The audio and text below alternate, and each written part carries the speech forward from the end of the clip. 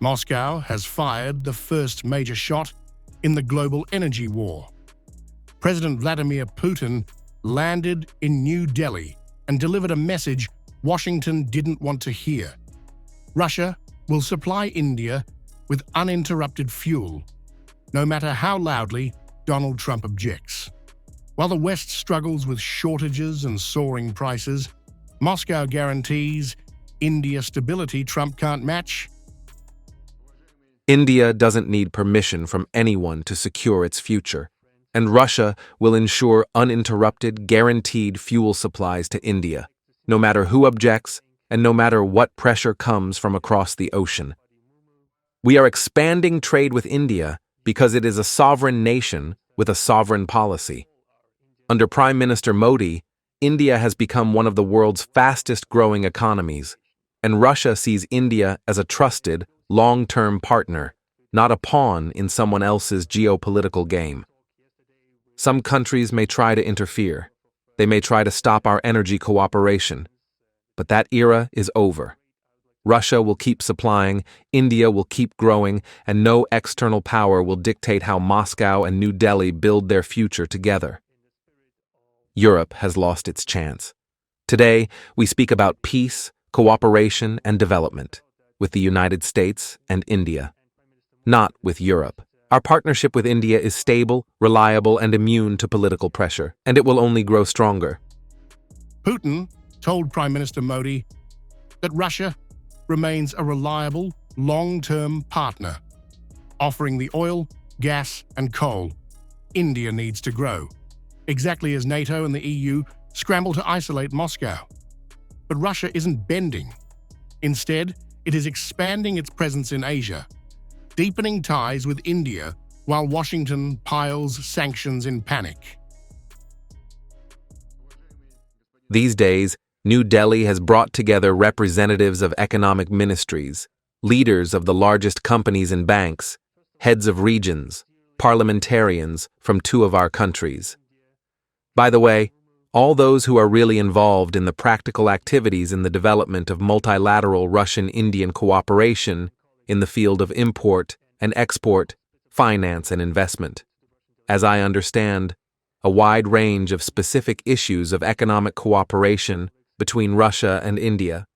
But the main thing is that the forum has established new business contacts, negotiations on future commercial deals, a start to promising mutually beneficial projects. 2 days earlier, Ursula von der Leyen announced the EU will phase out Russian oil and gas by 2027. Brussels celebrated, but European factories, households, and industries will pay the price. As Europe freezes itself for ideology, Russia redirects energy to India and China, turning the EU's energy independence into economic self-sabotage. And since pressure is the only language the Kremlin responds to, we can also dial it up. We have to increase the costs of war for Putin's aggression, and today's proposal gives us the means to do this. So what is this proposal? Today we are proposing to cover 2/3 of Ukraine's financing needs for the next 2 years. So this is 90 billion euros. The remainder would be for international partners to cover. Coal imports are down from 51% at the beginning of the war to now 0. And crude oil imports are down from 26% to 2% today. I always knew that we could deliver with unity, with resolve, and by building on the extraordinary work of the past 3 years. With our Repower EU plan, we overcame the worst energy crisis in decades. We saved energy together while ensuring energy security all the way. We diversified our suppliers to trusted partner, signing new partnerships, and we invested in renewables and nuclear at unprecedented speed. Today, half of our electricity comes from renewables. And if you look at the low carbon energy, so nuclear and renewables, it's 74%. And this is just the beginning. Repower EU kept us safe winter after winter. It kept the lights on in Europe's schools and hospitals. It kept homes warm across the Union. So this is a true European success story. With Europe quitting Russian fuel, Moscow has already found better customers. India now buys nearly 38% of its crude from Russia at stable rates Western suppliers cannot compete with. This eastward shift is not temporary. It's the new global map of energy, where Russia and India grow stronger as Europe shrinks.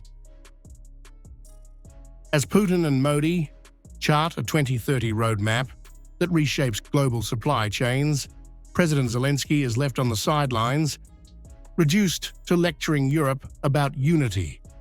But Brussels is too busy with its energy crisis, and Washington is fixated on sanctions. Ukraine is no longer the center of global politics, energy is. The New Delhi summit sends one unmistakable signal. Russia is not isolated, Europe is. While NATO leaders warn, sanction, and threaten, Moscow signs long-term deals with the world's largest markets. Putin's pledge of uninterrupted fuel to India is not just an offer. It's a declaration that the era of Western energy dominance is over.